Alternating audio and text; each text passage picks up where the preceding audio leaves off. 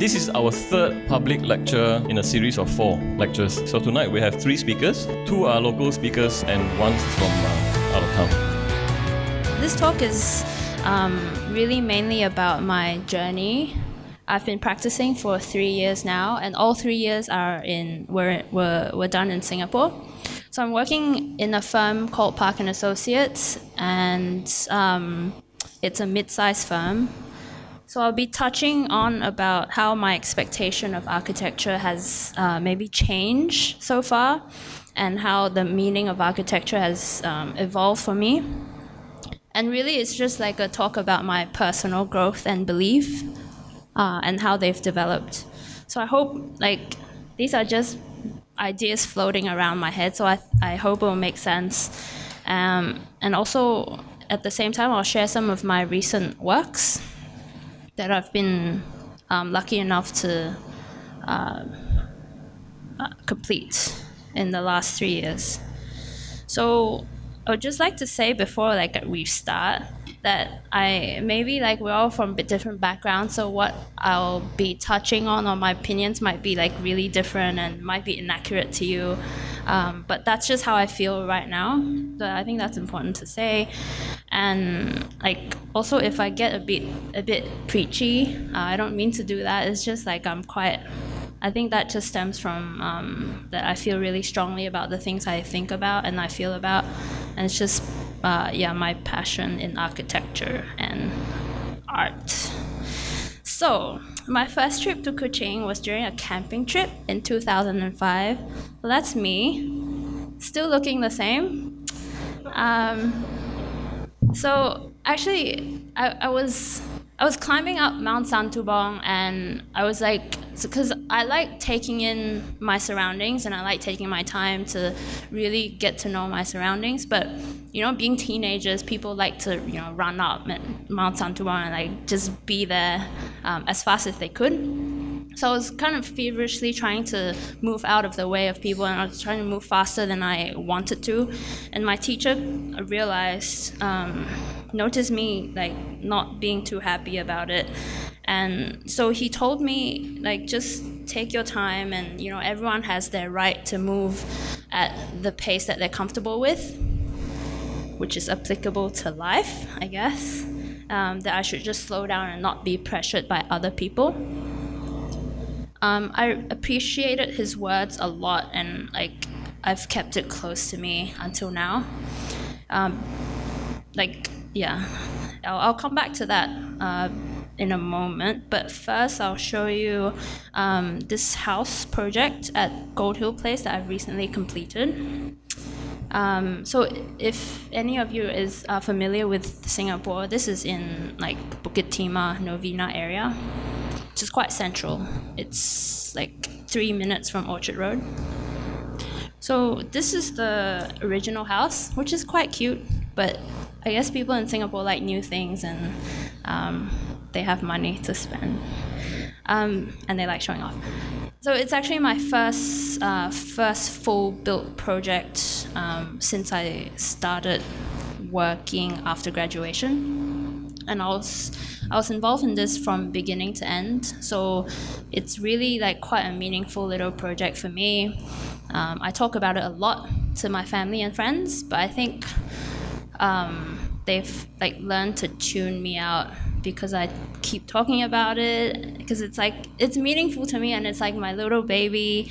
I know every single detail in every single corner of the house. I know how it behaves in sunny days or rainy evenings, and I know what it, I don't know, in light and in shadow. So I don't know, I know a lot about the house. So that's the house now. It has 2 wings that there's a plan coming up. So that's what it looks like. So this house was completed in January of this year, so it's almost been a year now. I started working on this project when I first started working at my company. I remember those first 3 months of work was really challenging and it was grueling. Because everything was so unfamiliar to me, like submissions and construction details, and it was just. But there wasn't a moment where I felt like it wasn't worth, like staying out until midnight solving the problems. Like I just really enjoyed what I was doing, and when I applied to this job, I specifically told my bosses that I had a lot of energy to learn, so that's what I got. So that's the same space, and that was taken earlier this year. Anyway, so at this point, maybe I should just share with you that in our office, we are split into the design team and the project team. And in this project, I was the project architect. But in this case, the designer actually handed off her design to me, after design development. So I think okay, there's arguments whether that's good or not, but for me personally, it was I took advantage of that because not only was I running the project, but I was also designing. So yeah, that was fun. So this is one of the mock-ups of a bathroom wall. And what's interesting is you draw it on AutoCAD in 2D, and then a few weeks later you see it done on site in 3D, and that's really exciting and kind of scary. And I can't believe that people actually build what we draw. It's just too much responsibility sometimes, but I think I'll get used to it. So that's actually my client. He goes to site every single day, so that's fun for everyone, as some of you may know. So I spent a lot of time designing details, even maybe some people would think it's insignificant, but these are termination details that really, I think, can make or break a project. So we actually started out from a concept that was a direct response from the site constraints and the site context. So this is the house from the back. I think it's always important to have a concept, and it's a habit that's been hammered into me during university. I think it's important because then, as we face construction issues on site and difficulties, then we always keep the design intention in mind. And that's very important. So three site and brief responses were: number one, the site is surrounded by state land. It's very unique. It's two of its sides are adjoined to state land. That's basically a forest, which is very rare in Singapore, or in central Singapore at least. The second response was to the tricky site or the plot. It's a triangular plot of land with two of its edges as acute angles. So after the setback and everything, it was I guess it was challenging to come up with a meaningful footprint that also addressed the client's functional and spatial requirement. The third one would be privacy. So one of the main requirement that the client kept coming back to is that he wanted privacy from his neighbors. So this side and this side are forest, and only this side he has there's a row of terrace houses, which he really wanted to block the view from them. So we thought, okay, usually what you have is the front of the house is the most important, but maybe in view of the site itself and the client's brief, that might not be the case. So what we devised is a courtyard screen here, fronting the main road, which is here. And we thought that that was like a little exercise in rethinking the conventional entry sequence of houses. Is usually you would have you enter the gate, and then there's a car porch, and then there's the front door. So what we have now is like a more layered and sequential experience, or like an elongated arrival experience into the house. So these are some of the images of the courtyard screen as it was being built. And we had to devise a plan to make it a little bit more friendly in terms of maintenance. So we built the thing out of modules that is easily detachable from the main structure. Okay, so now that I've been to the site many times and during different times of the day, I think the courtyard is experienced as quite like a ritual space. It's very tranquil, it's very serene, and it marks the transition between public and private. Also, what it does is, because the client wanted privacy from his neighbors, at least this gives them something kind of pretty to look at instead of a blank wall, which I think is, is a bit friendlier.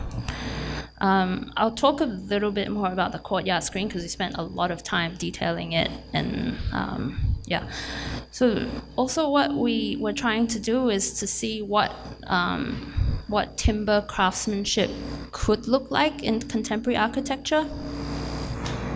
And so the design of the screen eventually manifested itself as like quite a detailed and rhythmic facade, and even as a structure about, I think, more than 8 meters high.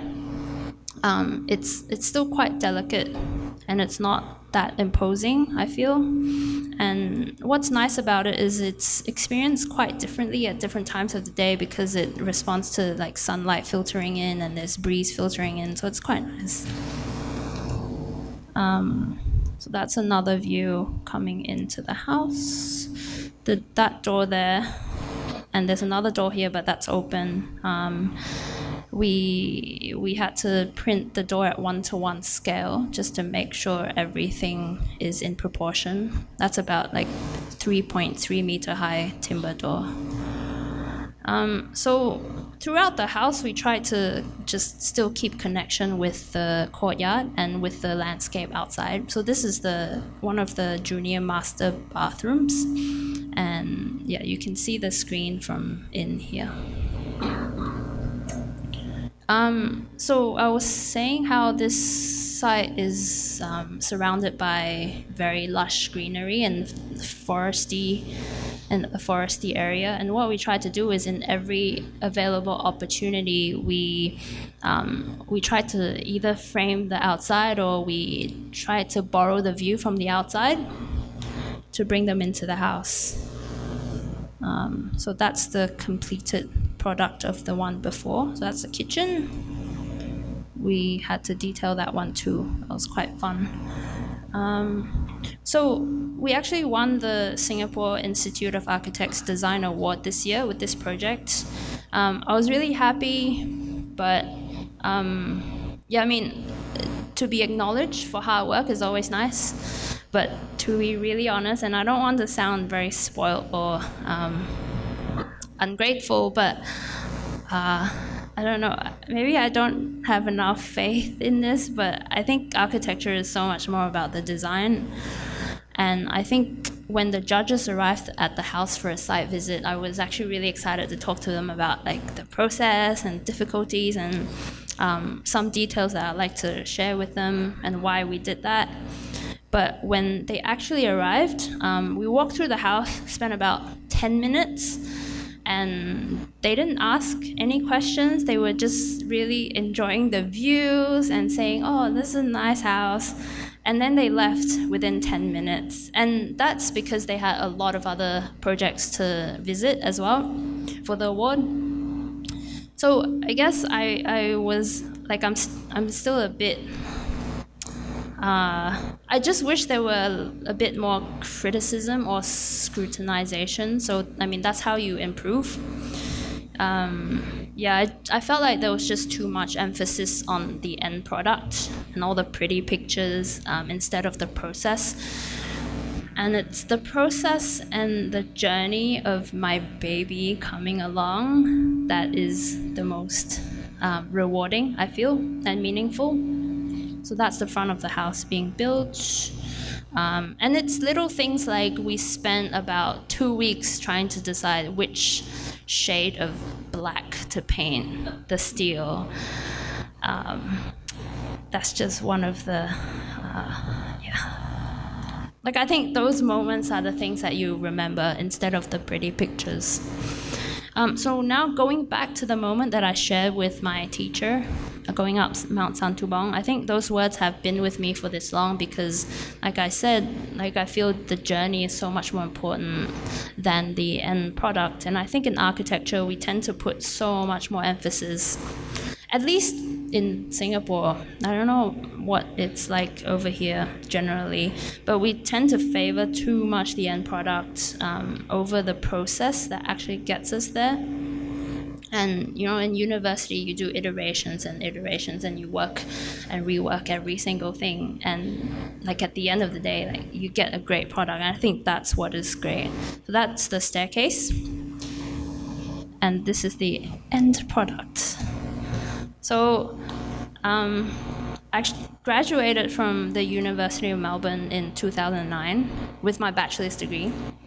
I've since gone back for a master's. And then I took 1 year off to gain some work experience, 6 months of which was spent with my dad. So that wasn't really work. It was very relaxing. And then 6 months after that was spent here working alongside Min in DNA at the time. That's there. So I often think about my time here, where I was given the opportunity to work on a project, and not only in the office to take on more serious tasks, but also outside of the office, building for Habitat for Humanity, which I really enjoyed. So it was during one of those builds that I picked up my dog. You can see him here. That's me working or pretending to work. So he continues to live at home now with my family, but we won't talk about that for too long, but there's always time for pictures. He's so cute.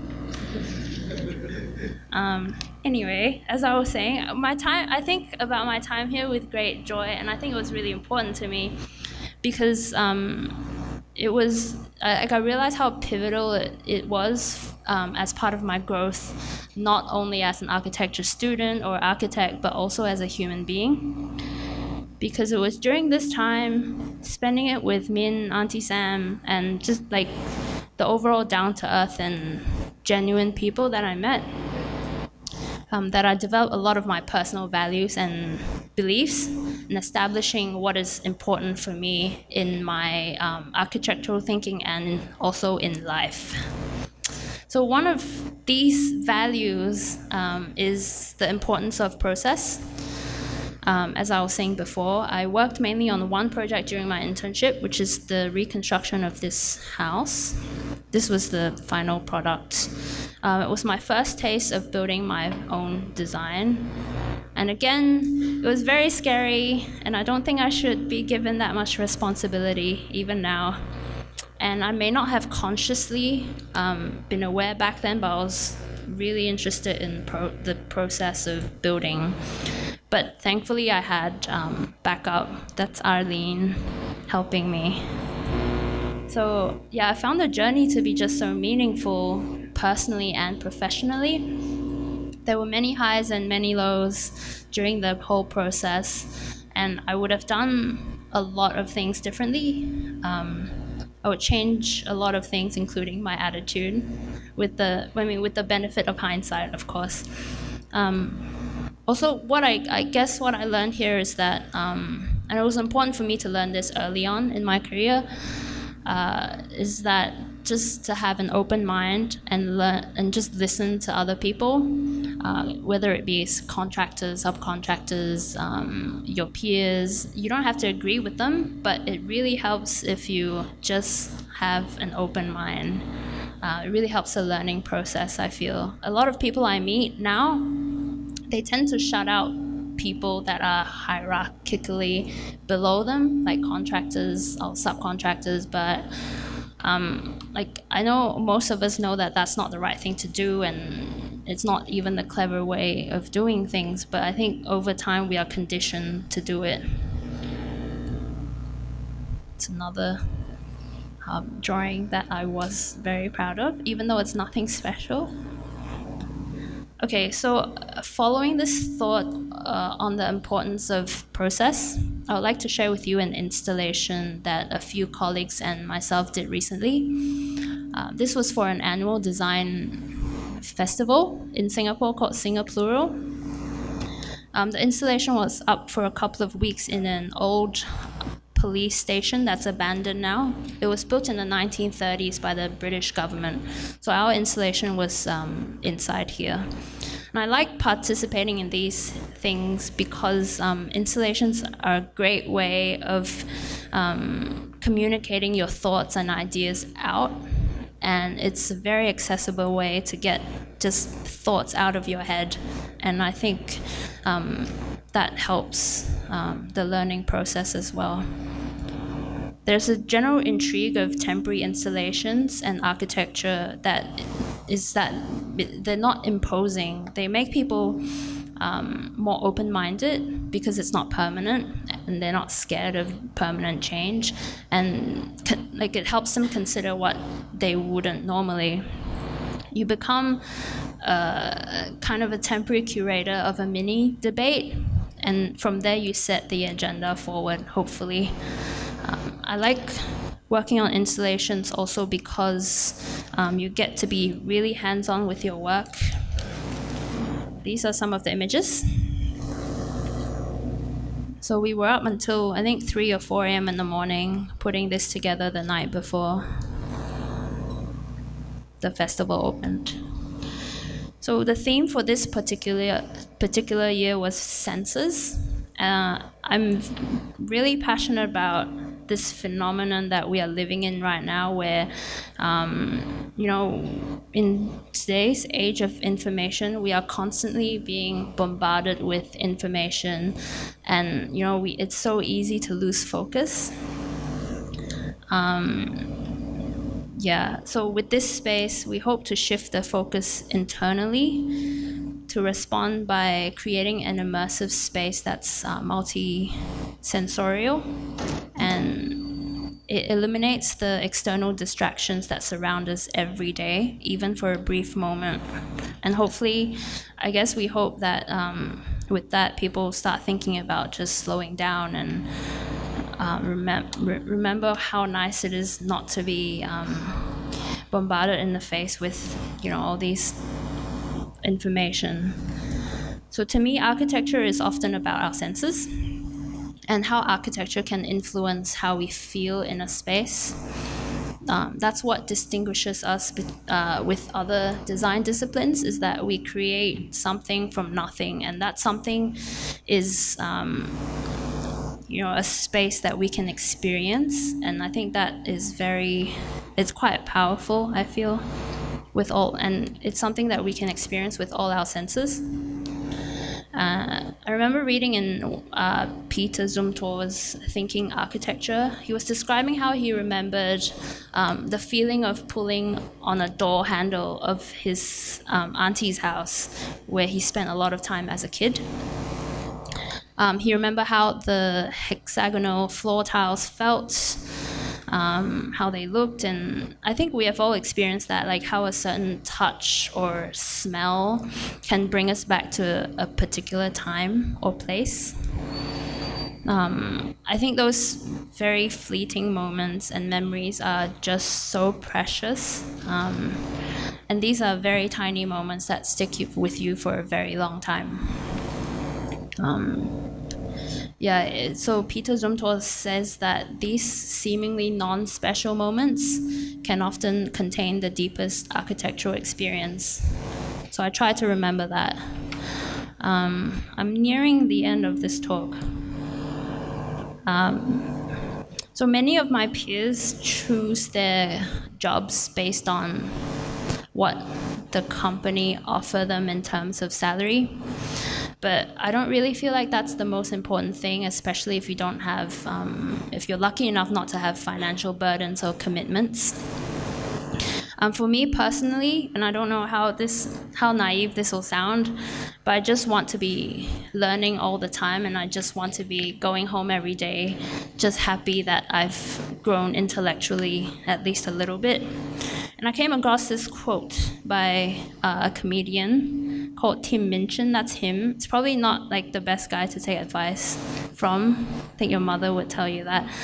That you should be poor in your 20s because that's when you develop your ideas and values that are disconnected from acquisitions and wealth. And I think that's really important. And I think, at least in Singapore, we tend to forget that because Singapore is so much about money and wealth, even if you're young. And that's what I'm trying to do.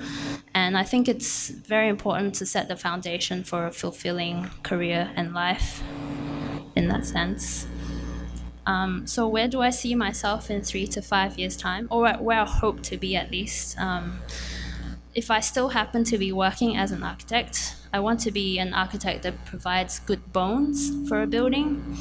I want to design a building not by looking for inspiration on Pinterest, because I think images can be so anonymous there, and designs are anonymous and so global, detached from your immediate context. So this is the last project I'll show, which will take like very quick. So it was a competition where we won an honorable mention. It's a traveling art pavilion. We called it the Artery because of its ability to weave itself into situations and different locations, like this is in Chinatown. And the idea of a traveling art pavilion that is modular and flexible is that you can bring art to people who wouldn't usually consume art. And I think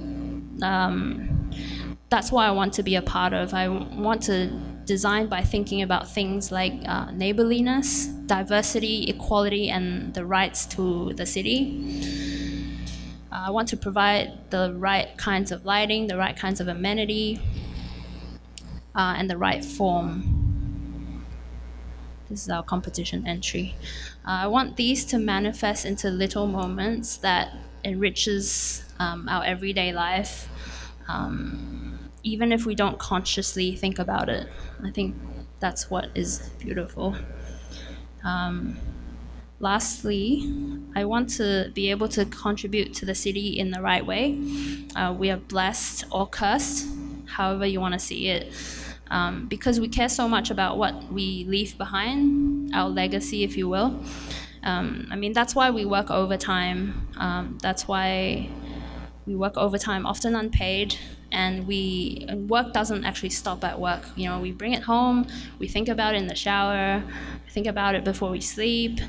So in that sense, I see it more as a lifestyle and as a passion. And like in the world that we live in today, I don't think there's a place for caring so much about just pretty pictures or Instagrammable pictures. You know that project I did for Singapore, the curator actually told us, you should make something Instagrammable, which I felt really disturbed by, and you know, that shouldn't really be the aim of these type of festivals. So anyway, so our agenda needs to be beyond just pretty pictures and the end product, I feel. And there's really no place or time for our egos. Thank you. And thank all of you for coming, being so generous in their support of our public lecture series. Thank you.